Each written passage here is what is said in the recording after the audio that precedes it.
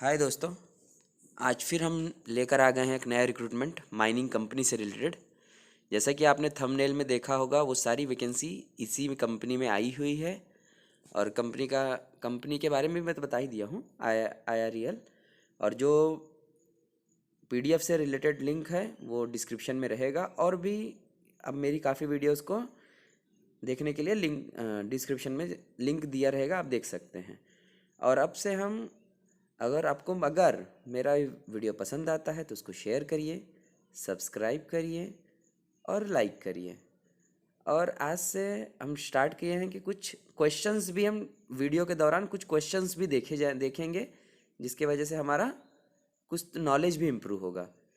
तो आज का पहला क्वेश्चन है, SMP is approved by CIRI owner all. SMP कौन अप्रूव करता है? तो इसका आंसर है जो ओनर रहता है वो अप्रूव करता है SMP को। तो और भी अगर आपको ऐसे रिलेटेड क्वेश्चन पेपर चाहिए तो आप मेरे व्हाट्सएप नंबर पे मुझे मैसेज कर सकते हैं। और स्वागत है आपका मेरे चैनल पे माइनिंग रोज़गार, जो आपको माइनिंग से related information day to day देता है। तो चलिए दोस्तों, स्टार्ट करते हैं रिक्रूटमेंट के बारे में।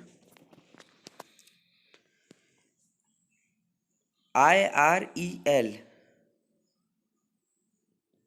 जो कि भारत की एक मिनी रत्न कैटेगरी 1 की कंपनी है, और ये मिनिस्ट्री ऑफ एटॉमिक एनर्जी के अंदर में आती है। इसके बाद इसके पहले आप ओवरव्यू देख लीजिए। इसका जो भी प्रोसेसिंग प्लांट है वो आपका केरला में है, तमिलनाडु में है, उड़ीसा में है। इसके ये प्रोड्यूस क्या करता है ये देखिए, ilmenite, rutile, zircon, sillimanite, garnet, etc। और IREL का full form Indian rare earth limited, मतलब जो अर्थ पर रेयरली फाउंड होते हैं, हमें हर जगह नहीं मिलेंगे, तो वो सब IREL के अंदर में आते हैं। तो इसके बाद ये रेगुलर पोस्ट के ऊपर वैकेंसी निकाला हुआ है। तो आप इस वीडियो को पूरा देखिए, नहीं तो कुछ ना कुछ आपका छूट जाएगा, फिर आप कन्फ्यूजन क्रिएट होगा आपके अंदर। तो आप पूरा वीडियो देखिए, मैं इसको डिटेल में एक्सप्लेन करूँगा, तो आपको कोई डाउट नहीं रह पाएगा। फिर भी रहता है तो आप कमेंट कर सकते हैं, लेकिन बिना पूरा वीडियो देखे आप कमेंट मत करिए, क्योंकि आप जो क्वेश्चन पूछते हैं उसका आंसर वीडियो में ही रहता है। इसका मतलब आप वीडियो पूरा नहीं देखते हैं। तो आप कमेंट करने से पहले पहले वीडियो देखिए, फिर भी अगर आपको कुछ डाउट आता है तो आप कमेंट करिए। तो इसका जो नोटिफिकेशन है वो 17 तारीख से ऑलरेडी चालू हो चुका है, 7 तारीख तक चालू रहेगा। इसके बाद अब पोस्ट के बारे में, detail of post. Graduate trainee जो कि फाइनेंस डिपार्टमेंट में है, इसकी वैकेंसी है 7। जनरल की 3 वैकेंसी हैं, OBC की 2 हैं, SC और EWS की 1 वैकेंसी है। इसमें जो आपको कंसोलिडेट पे मिलेगा वो 33,750 रुपीज़ प्लस HRA, या कंपनी जो अकोमोडेशन देगा ट्रेनी पीरियड के अंदर, ये स्टाइपेंड मिलता है इतना। और जब आप सक्सेसफुल हो जाएंगे 1 साल के बाद, तो आपका पे स्केल हो जाएगा 25,000 से लेके 68,000 तक। तो बहुत अच्छी वैकेंसी है। और ये जो पे स्केल रहेगा वो पूरे GTs के लिए सेम रहेगा। देखिए, आपका ग्रेजुएट ट्रेनी फाइनेंस है, ग्रेजुएट ट्रेनी HR, या डिप्लोमा ट्रेनी टेक्निकल, जिसके अंदर में आएगा mining, chemical, mechanical, electrical, civil and electronics and instrumentation. तो PC1 जो है post code 1 graduate trainee finance, जिसकी 7 वैकेंसी है, 3 जनरल। ग्रेजुएट ट्रेनी HR में 5 वैकेंसी है, डिप्लोमा ट्रेनी टेक्निकल की 19 वैकेंसी है। ये सारा मिलाकर है, mining, chemical, electrical, mechanical, civil, electronics and instrumentation, इस सब का मिला के 19 पोस्ट हैं। और इन सब को स्टार्टिंग में मिलेगा 33,750 रुपये, जो कि S0 ग्रेड का है। 1 साल के बाद आप S1 ग्रेड में चले जाएंगे, जिसका पे स्केल रहेगा 25,000 से 68,000। बट आपकी उम्र, जो भी जनरल कैंडिडेट हैं उनकी उम्र 26 साल से कम होना चाहिए। इसके बाद PC4, PC5 जूनियर सुपरवाइज़र की 3 वैकेंसी है, तीनों जनरल है। और डायरेक्ट इनका जो होगा वो S1 ग्रेड में होगा। मैक्सिमम एज 30 साल की। पर्सनल सेक्रेटरी की 2 पोस्ट है, इसकी भी 30 साल की एज दी हुई है।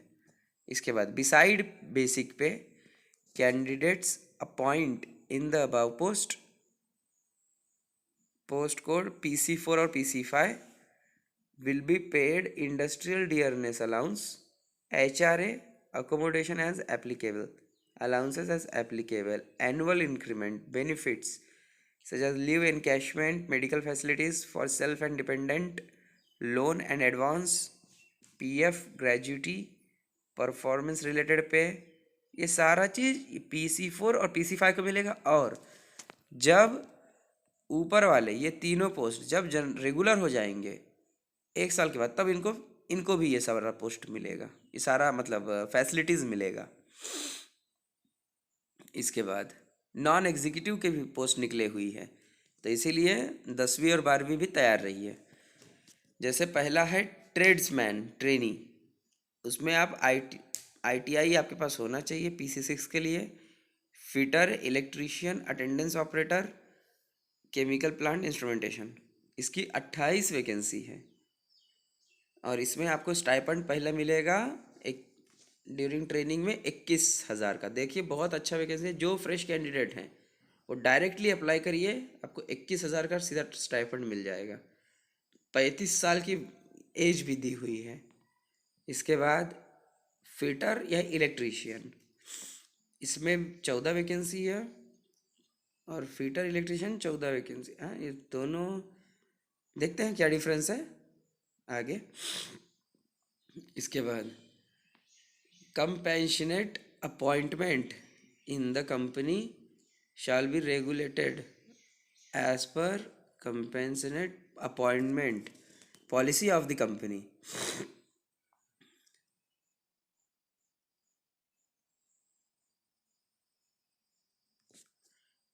इसके बाद अपन मेन पॉइंट ही देखेंगे यहाँ पर। मैक्सिमम 10 ईयर्स, अच्छा एज रिलैक्सेशन मैक्सिमम 10 ईयर्स मिलेगा, वो जो हैंडीकैप ये सब रहते हैं उनके लिए रहता है।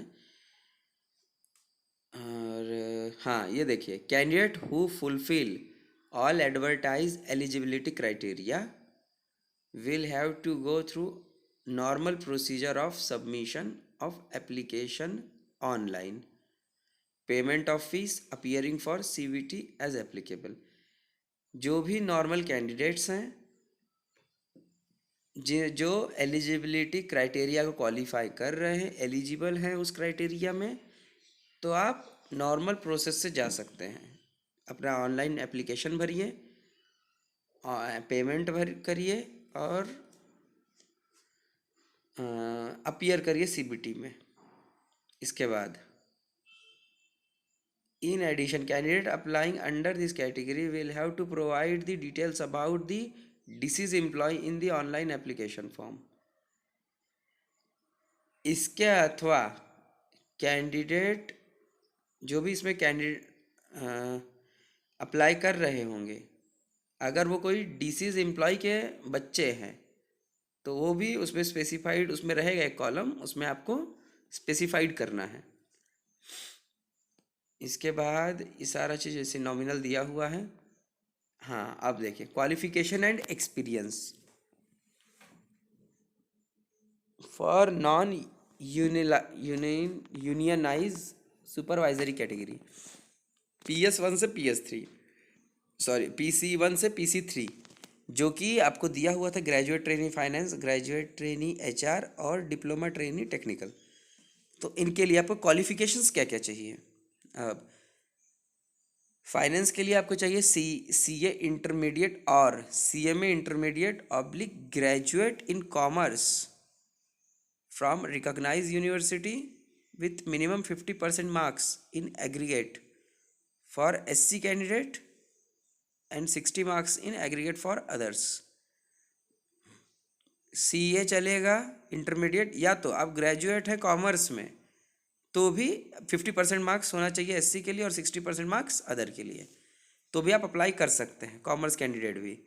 इसके बाद graduate trainee HR, graduate in any discipline from recognise university with minimum 50% marks in aggregate for SC candidate and 60% for others।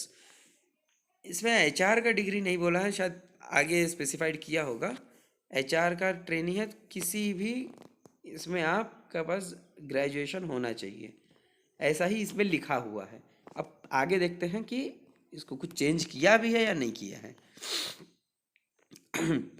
और इसके बाद junior supervisory staff, master degree from a recognised university in Hindi with English as a compulsory और elective subject और as the medium of examination at the degree level.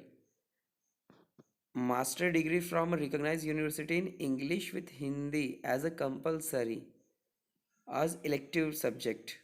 1 year का experience होना चाहिए आपके पास translation में, इंग्लिश से हिंदी या हिंदी से इंग्लिश में।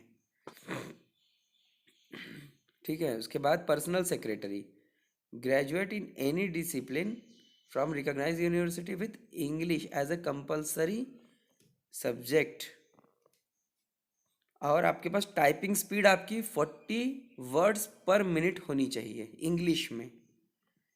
इसके बाद desire excellent verbal communication, written communication and interpersonal skills, और 1 साल का अनुभव आपके पास होना चाहिए।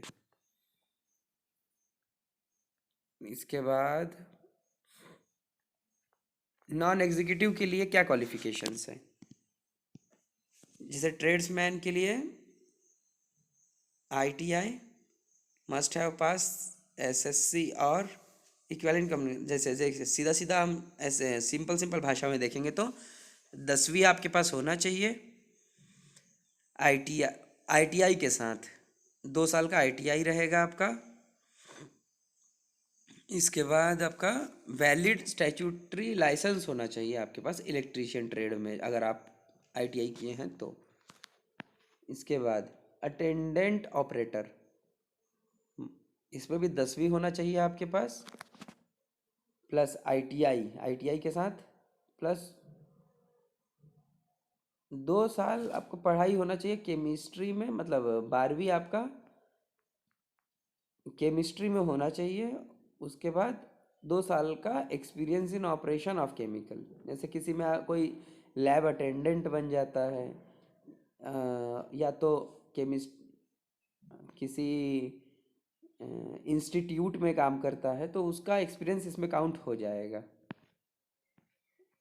इसके बाद एज रिलैक्सेशन देखिए, जो भी SC ST के कैंडिडेट हैं उनके लिए 5 साल की छूट है, OBC के लिए 3 साल, PWD के लिए 10 साल, अगर उसी में PWD में OBC में है तो 13 साल, SC ST में है तो 15 साल, डोमिसाइल जम्मू कश्मीर का है तो 5 साल।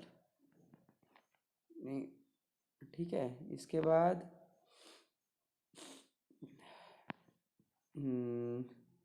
हाँ, मैक्सिमम एज सब कैटेगरी सबको मिलाकर जो ग्रेजुएट ट्रेनी के पोस्ट हैं उसमें 45 साल का छूट, 45 साल तक भर सकते हैं। अदर कैंडिडेट, जनरल कैंडिडेट के लिए नहीं है ये सब, अदर कैटेगरी के लिए। उसके बाद जूनियर सुपरवाइजरी 35 साल, 35 साल, 50 साल। ठीक है। इसका लिंक भी मैं डिस्क्रिप्शन में दे दूंगा, तो आप वहाँ से इत्मीनान से पढ़ सकते हैं नोटिफिकेशन को।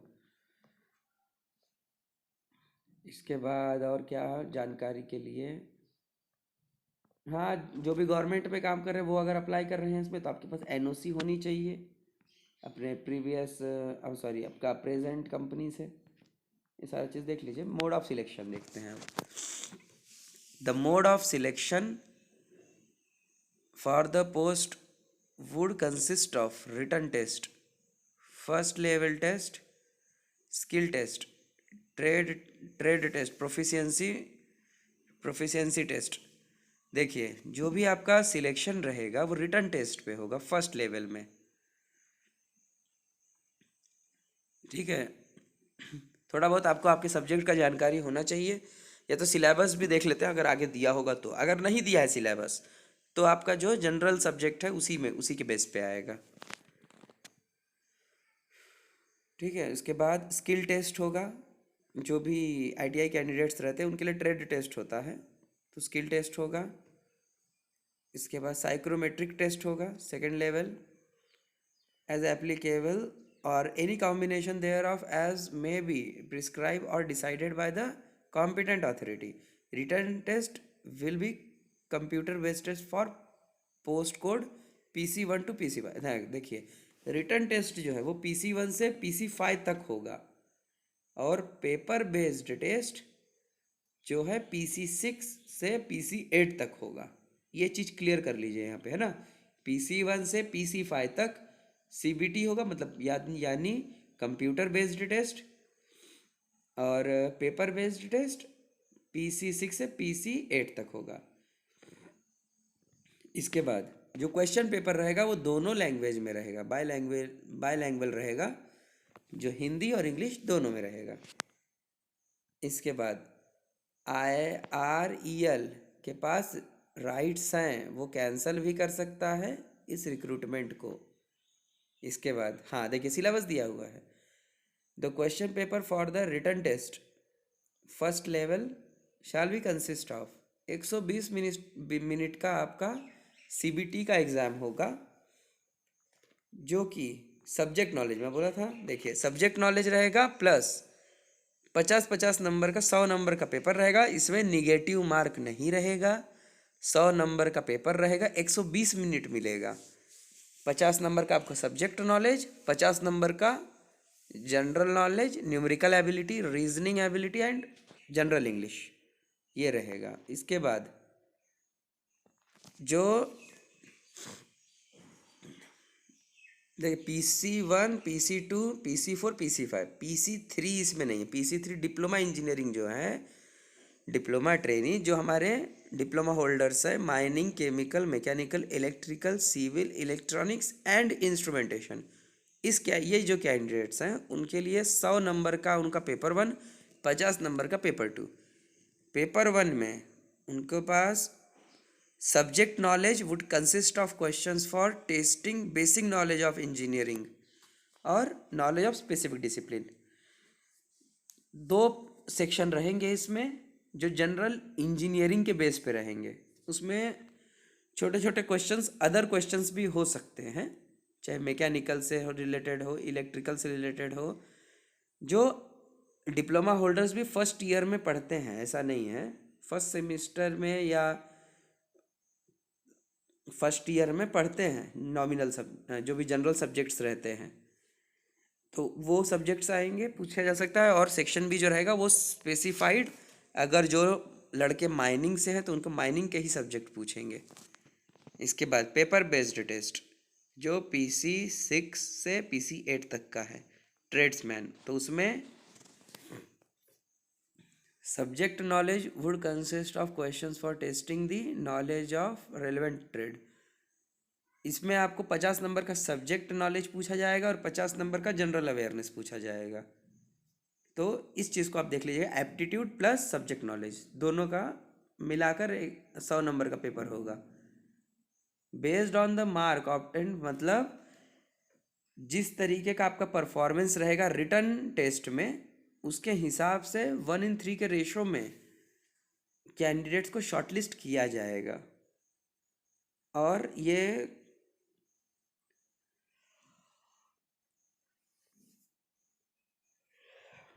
तो आपके पास 2 सेक्शन जो दिए हुए हैं, दोनों पेपर, इसमें मिनिमम क्वालिफाइंग मार्क्स आपके पास होना चाहिए 25-25 मार्क जनरल कैंडिडेट्स के लिए। दोनों सेक्शन को पास करना जरूरी है, ठीक है। तब आप सेकंड टेस्ट में जाएंगे। Second level test would be qualifying in nature. Qualifying marks for second level test applicable and psychometric test shall be decided at the time of test। जो भी आपका परफॉर्मेंस रहेगा ज़्यादा मेन रहता है इसी में, रिटर्न टेस्ट पे। बाकी सेकेंड लेवल टेस्ट जो है वो क्वालिफाइंग इन नेचर रहता है, उसमें आपको क्वालिफाई करना है बस। Candidate who attend second and fail to secure qualifying marks shall be disqualified. उसमें अभी तो क्वालिफाइंग मार्क्स नहीं दिया, शायद पीछे आगे दिया हो, तो हम उसको भी देख लेते हैं। सॉरी। तो इसके बाद फाइनल सिलेक्शन जो भी रहेगा वो बेस रहेगा आपके रिटर्न टेस्ट के ऊपर। मैं पहले ही बताया, आपके रिटर्न टेस्ट के ऊपर ही डिसाइड रहेगा। आपका रिटर्न टेस्ट पे अगर अच्छा स्कोर है आपका रिटर्न टेस्ट में, तो आपका सिलेक्शन हो जाएगा। इसके बाद जो भी आपका टेस्ट सेंटर है, ग्रेजुएट ट्रेनी, तो लगभग जो भी सेंटर है सबके लिए सेम ही है। एक चेन्नई और मदुरई अलग दिया हुआ है ट्रेड्समैन के लिए, बाकी मुंबई, पुणे, त्रिवेंद्रम, कोची, भुवनेश्वर, कटक, यही इसके रिटर्न टेस्ट के सेंटर हैं। आप इसको रेफ़र कर लीजिए। इसके बाद कोई भी आप 2 सेंटर आप चूज़ कर सकते हैं अपने शहर के अकॉर्डिंगली। आप जो भी आपके नियरेस्ट हो उस हिसाब से आप उसको सिलेक्ट कर लीजिए। ज्वाइनिंग से पहले आपका मेडिकल टेस्ट होगा कंपनी के मेडिकल ऑफिसर द्वारा। अगर आप उसमें फिट होते हैं तो आपको ज्वाइनिंग दे दिया जाएगा। इसके बाद कैरेक्टर वेरिफिकेशन, ये सब तो होता ही है।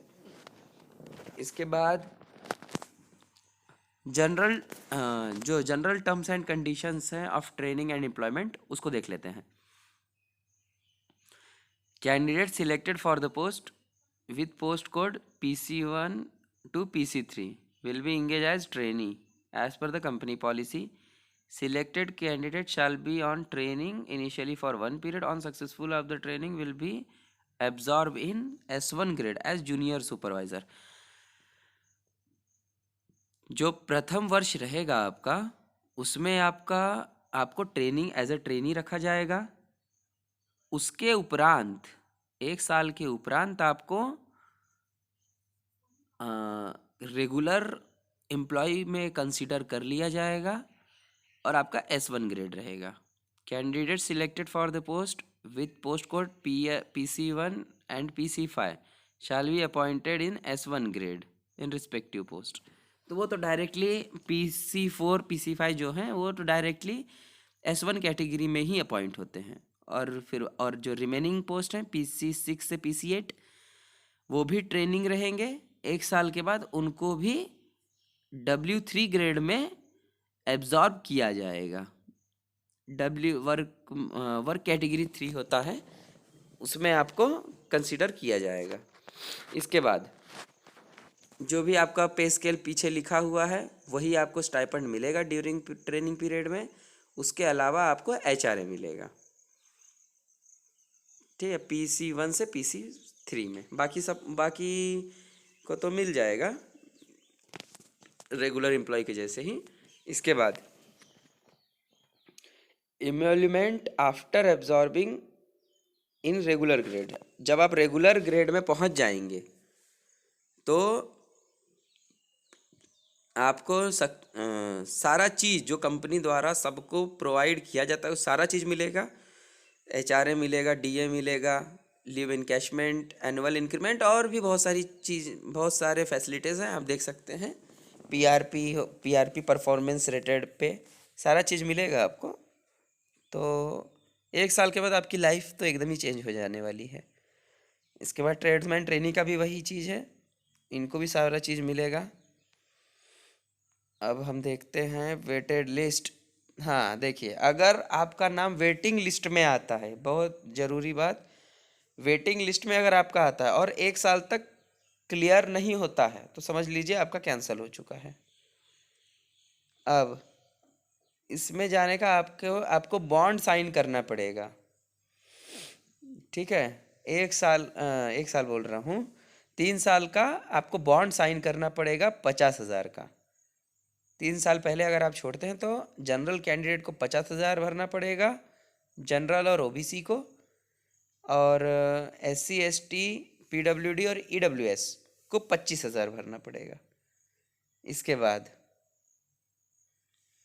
जो भी वो तो है, पूरे जहाँ जहाँ इनके प्लांट्स हैं जो हम लोग स्टार्टिंग में डिस्कस किए थे, उड़ीसा, केरला, तमिलनाडु, तो वहाँ पे आपको कहीं भी लोकेट कर सकता है, आपका जॉब कहीं भी हो सकता है।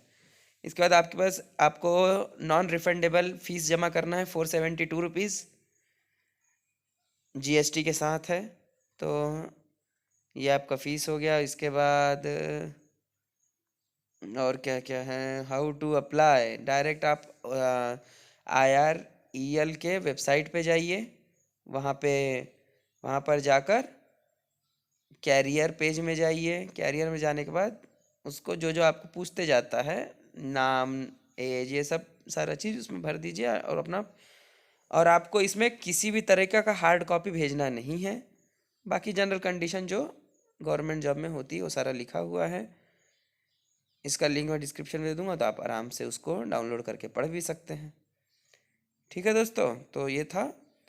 और फिर भी अगर आपको कुछ डाउट आता है तो ये, अगर आपको कोई भी प्रॉब्लम होती है ऑनलाइन परीक्षा भरने में, तो आप इस ईमेल आईडी पर भी मेल कर सकते हैं, नहीं तो आप कमेंट भी कर सकते हैं, तो उसको देखा जाएगा, आपके प्रॉब्लम को सॉल्व किया जाएगा यहाँ पर। ठीक है दोस्तों, तो फिर हम मिलते हैं नेक्स्ट वीडियो में। ख्याल रखिए और जल्द से जल्द अप्लाई करिए।